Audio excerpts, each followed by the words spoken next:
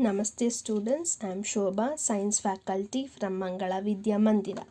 Today, let us learn the next chapter in science, that is sound. Hope you have read about sound and its effect in a brief in your 8th standard. It will be just a continuation in your 9th standard also. So if you might have been observed this person, or you might be observing this person for the first time, he is called Heinrich Rudolf Hertz. So why it has been given in related to sound means, so you will come to know this in the later part of the chapter. So what are we going to study in this chapter is as usual, what is sound. So experiment with vibrating tuning fork, production of sound, how sound is produced, propagation of sound, how the sound travels. Propagate means how does it travels, and sound waves in air, so how does this sound appears in the air, and the sound requires any material medium for its traveling. So we will see a bell jar experiment there, and what are the characteristics of this sound. And what do you mean by the reflection of sound? What is meant by reverberation? So you have studied echo. What is an echo? So a slight change from echo will be called as reverberation. So uses of multiple reflection. So you have studied reflection only in light, right? Even sound also reflects back. That is called as an echo. So if echo happens multiple time, where and all that concept is being used. So range of hearing, so some sounds you are able to hear, students, and some sounds you may not be able to hear. So what is the range? Only if certain range is there, only we can hear that. What is that range that we can hear, and what is the range that we can't hear, that we are going to study. And finally we are going to study about infrasonic and ultrasonic. That is what I said, range of hearing, infra and ultra. And this ultrasonic waves, where are they used, what are their uses. Finally, what is that sonar. So we are going to read all these things. Finally, even we are going to study about the structure of the human ear. So first of all, what is sound? Sound is a form of energy which gives sensation of hearing to us. Sound is always produced by an body which is under vibration. Any body which is under vibration produce sound. Especially simple thing, stretch and rubber band between your two fingers and just try to vibrate it. After vibrating it, hold that vibrating rubber band near your ears, or you can hear that peculiar sound produced by that vibrating band. So it is a common or a simple explanation where you can see, or where you can show that only the body which is under vibration produces sound, and it is a form of mechanical energy. It is because of some motion. And sound is also produced by vocal cords of human being. This vocal cords you have studied in your last year respiration topic, vocal cords, that is voice box. And it is even produced by some birds and animals. And even it is sound is produced by the bell. And vehicles, musical instruments like guitars, veena, violin, drums, shennai, many musical instruments produces sound.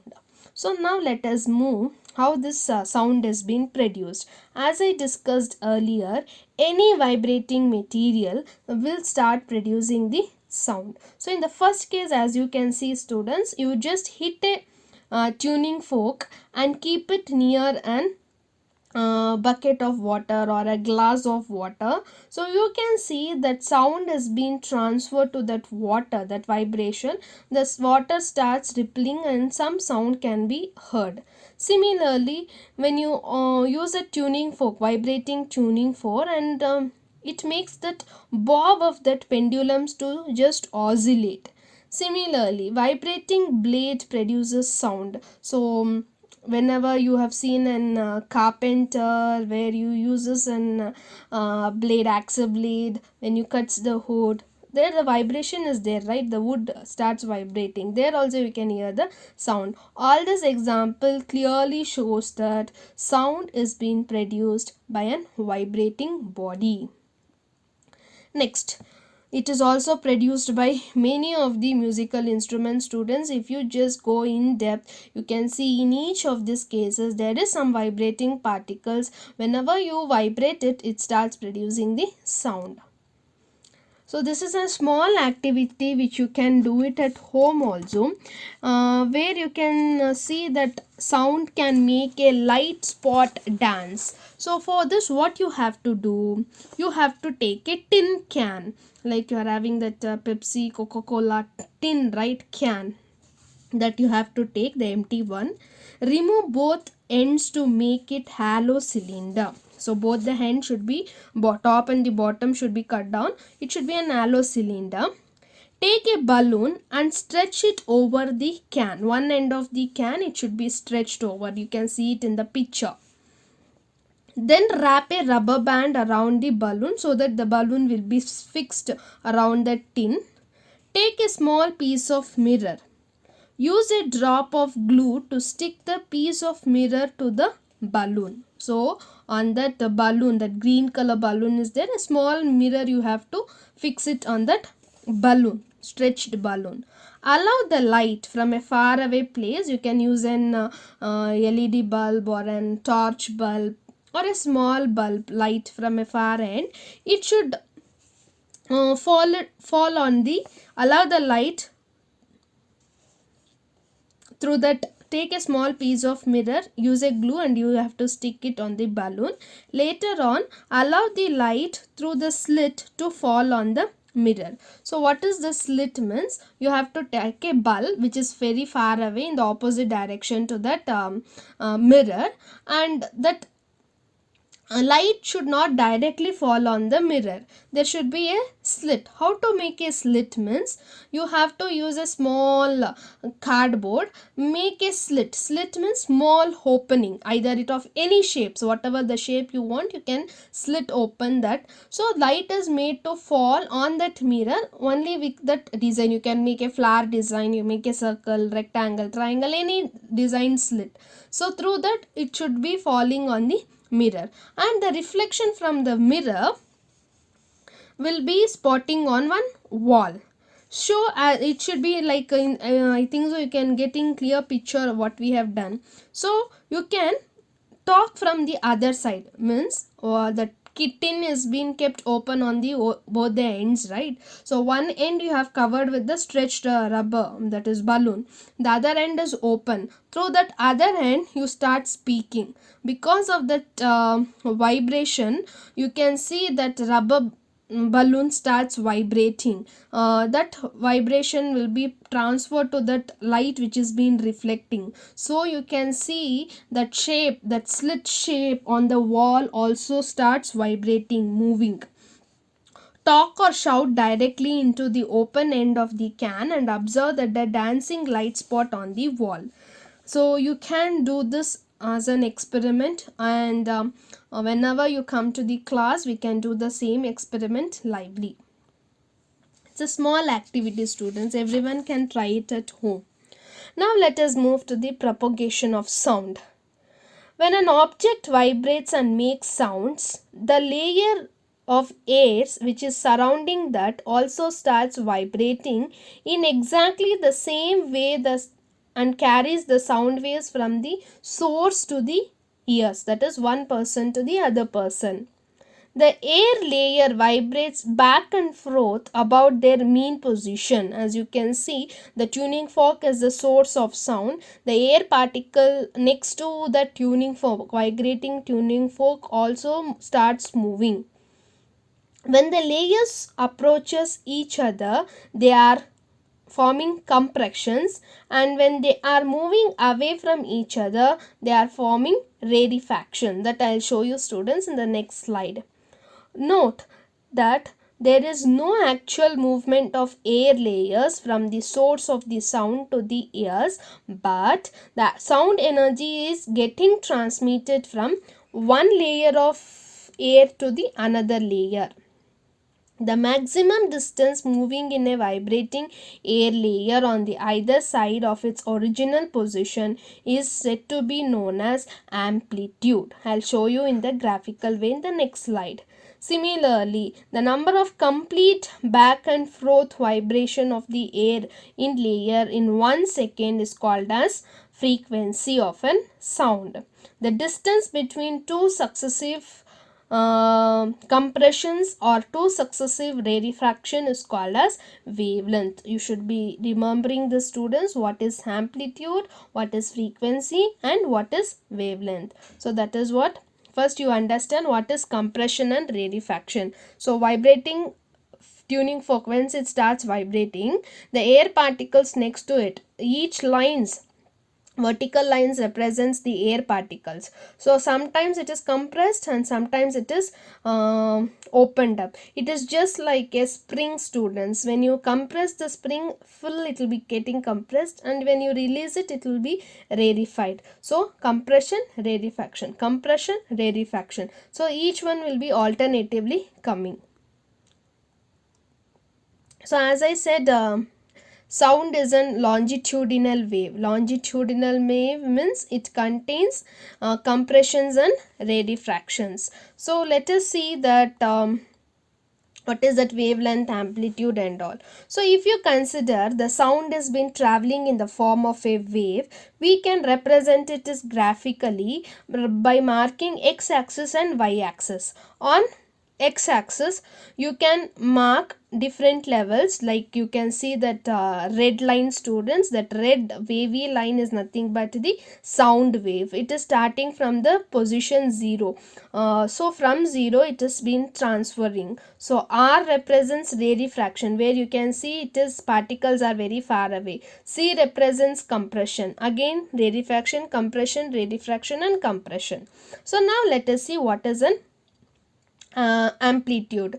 So the distance between, there is an horizontal line which is drawn on the x-axis, which is said to be called as equilibrium. So each wave is having crest and trough. What is a crest means?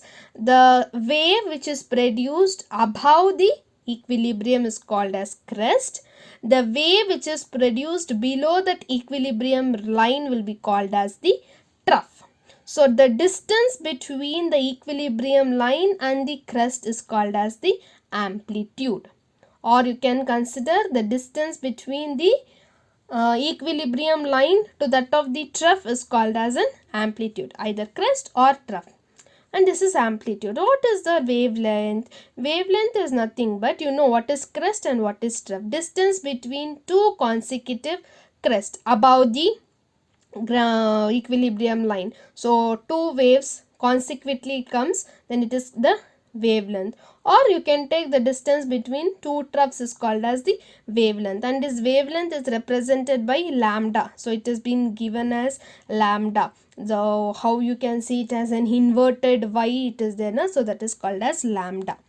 So this is about the wavelength and amplitude. And what is this frequency? So from the 0 point, within 1 second, how many waves of sound waves are produced? So much is called as the frequency. If for 1 seconds, if 50 vibrations are produced, then it is frequency is said to be 50 hertz. Hertz is nothing but the name of the person who first time proposed this. The person's picture you would have seen in the first slide. Now students, I said it will be connected.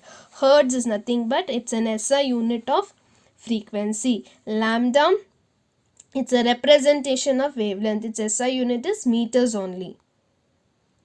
So now there will be sometimes during a singing competition, or usually any singers, they will use this pitch, high pitch and low pitch. So you can see the graph.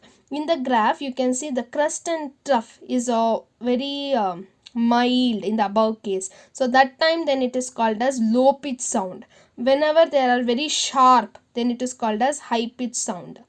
Similarly, sometimes it will called as soft sound and the louder sound. Sometimes softly you will speak, sometimes loudly you speak. So when you speak softly, see the graph how it is, and similarly when you speak louder, see the graph. So intensity will be more.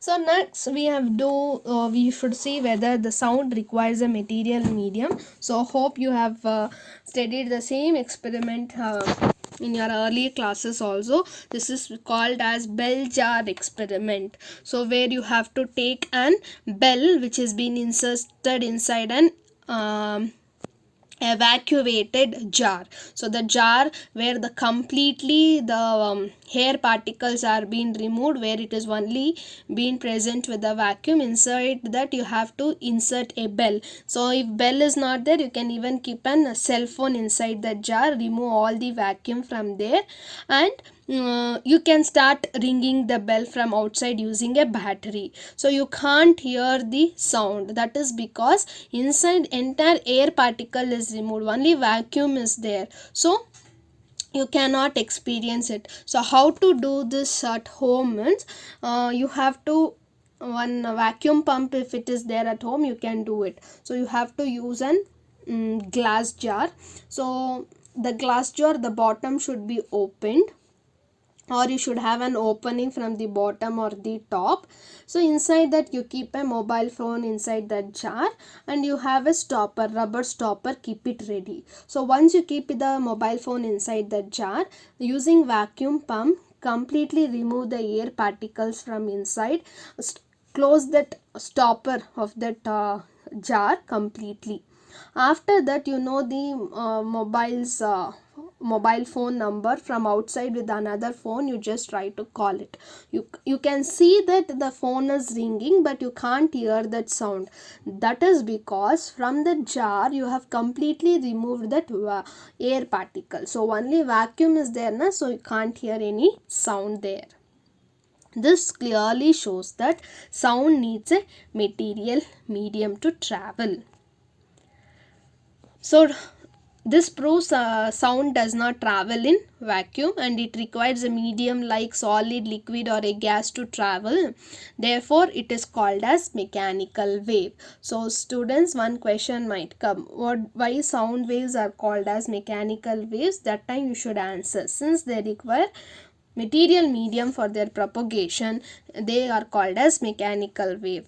Why they are called as longitudinal wave means, since they are having alternative compression and rarefaction, they will be called as longitudinal wave. Now let us move to the characteristics of sound wave, so which we have already seen graphically. What is amplitude, students? So that is nothing but the distance between the crest, that is a maximum crest, and the equilibrium. Its SI unit is m, and it's represented by A, capital A. Similarly, what is wavelength? The distance between two successive, that is one after other, successive compression, or distance between two successive rarefaction is called as wavelength, and it is represented by lambda, and its SI unit is meter. What is this frequency? It is nothing but number of times this vibration has been produced in 1 second is called as frequency. It is denoted by n, small letter n, and its SI unit is hertz, H, capital H, small z. And another one term is called time period. So time taken by one air layer for completing one vibration, how much time is taken, that is called as time period, and it's represented by capital T, and it is SI unit, its SI unit is seconds. So we have a formula related to frequency and time period. N equals to 1 by T. Next, speed of sound. So speed is nothing but the rate in which the speed is traveling in the air is called as speed of sound. It is known, students, the speed of sound depends upon the nature of the medium in which it is traveling. If the medium is very thick, then the sound travels in a slow rate. When the medium is very thin like air and all, it will travel at a high speed. So you are given the speeds of sound in air, water and solid. So it will be traveling at an high speed, in which case you can identify that. Similarly, it also depends upon temperature. If there is more high temperature, then the speed will be more. If the temperature is less, then the speed will be less. And also it depends upon humidity, how much humidity is there. So speed of sound is in dry air is less, means humidity is less, speed is less, humidity is more, speed is more. So you have a chart of speed of sound in different mediums and different temperatures also. Now let us compare the speed of sound and light. So it is usually said that light travels at the speed of 3 into 10 power 8 meter per second. So comparatively sound travels at a very less speed compared to the light. So this is the one. Then I said, as we said, the reflection of sound, this reflection is nothing but echo. So reflection of sound is nothing but a echo. So let us see some of the examples. So echo is nothing but reflection of sound. So that is already we have seen that. Now we have come to reverberation, little bit different apart from echo. A sound created in a big hall will persist by repeated reflection from the walls until it is reduced to an value where it is no longer audible. Example, if you remember Gol Gumbaz, where once you stop a scream or give one word, it will be repeated almost 7 times. This is not because of echo, this is called as reverberation. The repeated reflection that results in this persistence of sound is called as reverberation. In an auditorium or a big hall, excessive reverberation is highly unconsidered.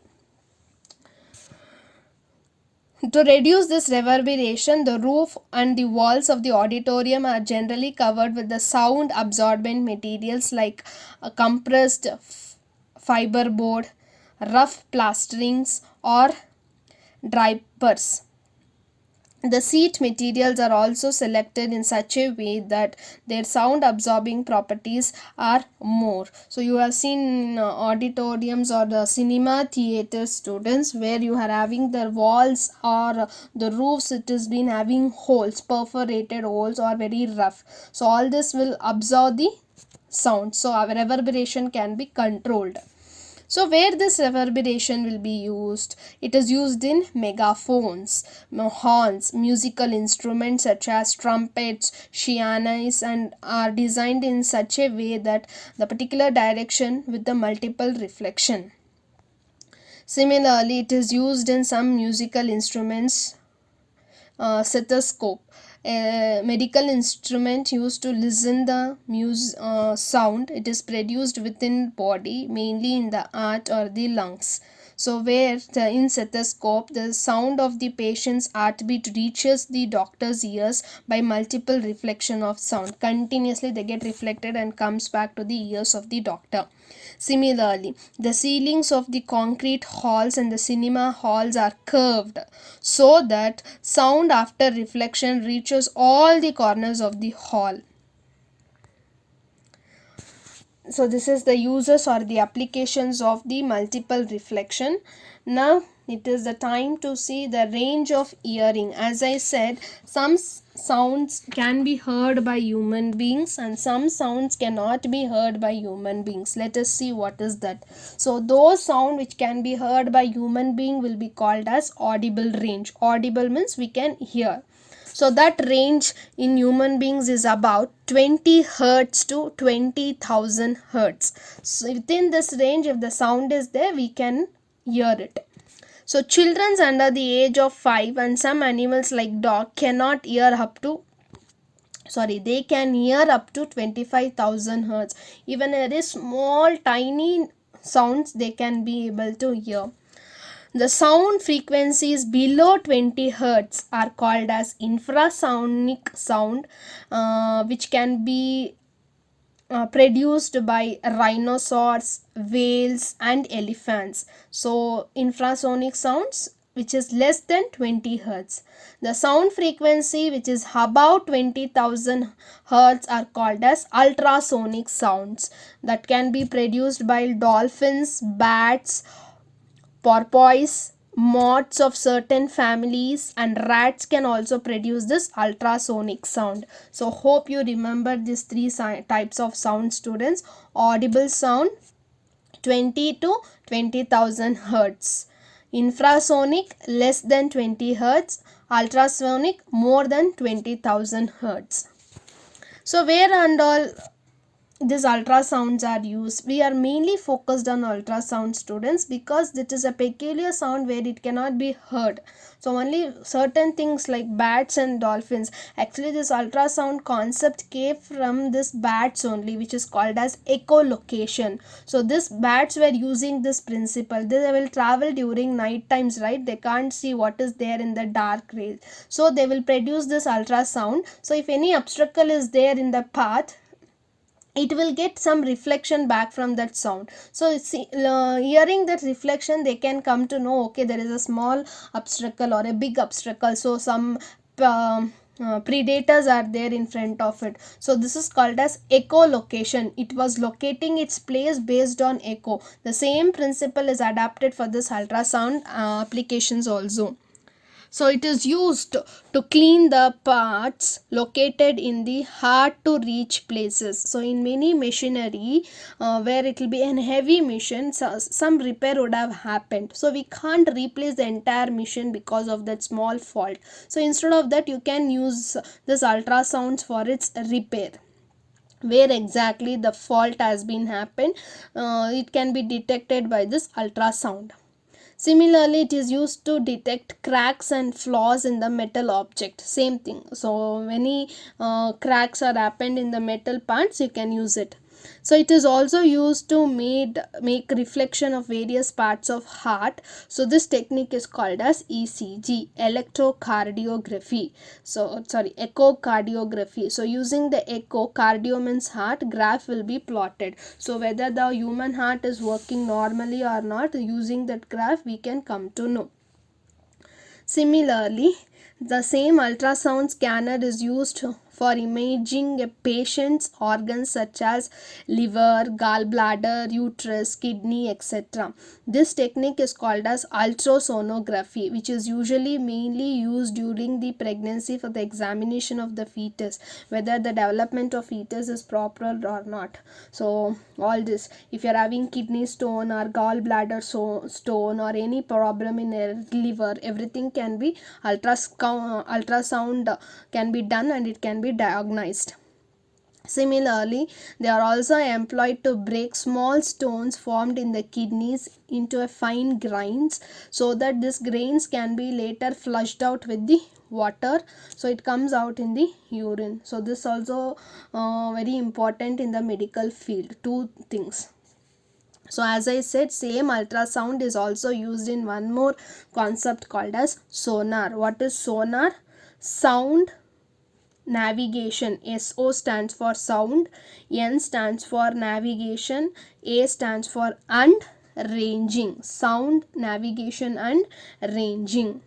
So this sonar uses this ultrasonic waves to measure the distance, direction and the speed of underwater objects. So whether any objects is there inside the water, so if any submarines are moving, a huge ship or submarines are moving, so it should underground we don't know obstacle. If it is at the above the sea level you can see, but below sea whether the obstacles is there or not we can't see. So at that time continuously this ultrasound will be passed, so that it will detect us and give us back the information. So some obstacle is there, so that is the big size it is there, everything will come to know with that detector.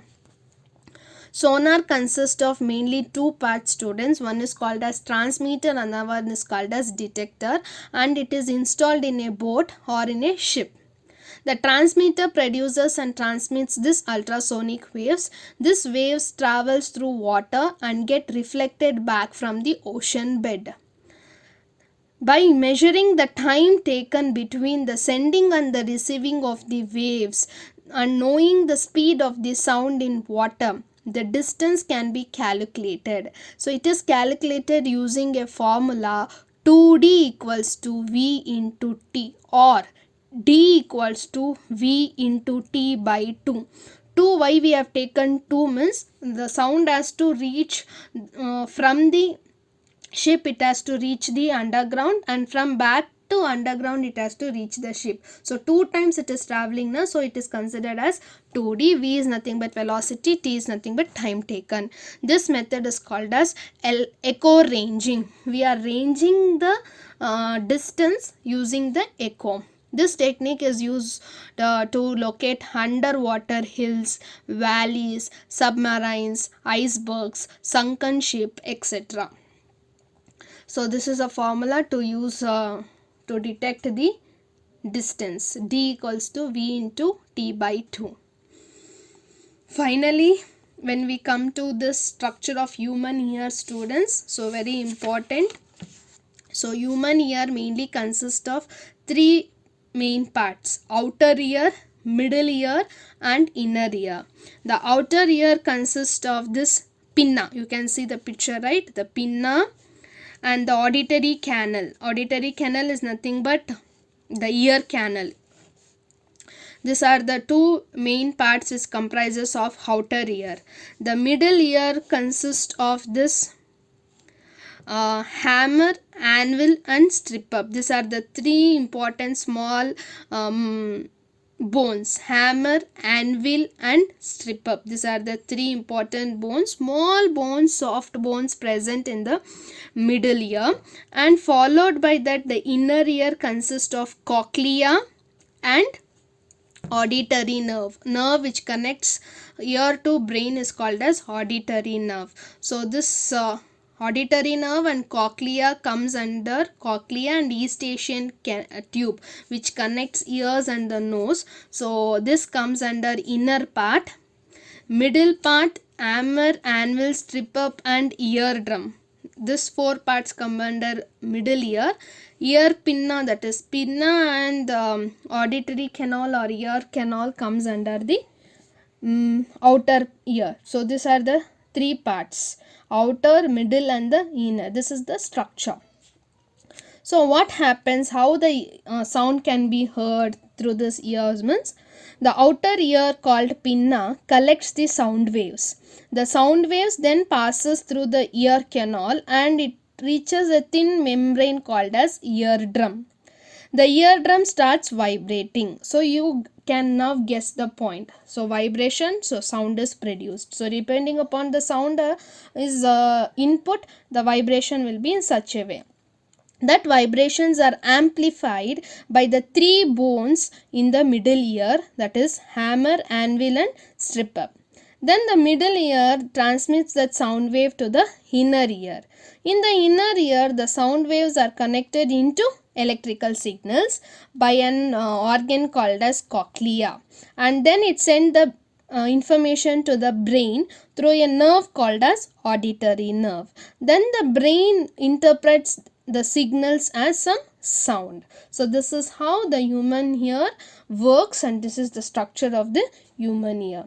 Hope students you have understood this topics. So what is the activity you have to do is, there is one example problem present in page number 171. So based on that sonar, how to calculate distance, that problem you have to solve it. After that you have to draw a neat label diagram of human ear in your project books. Thank you.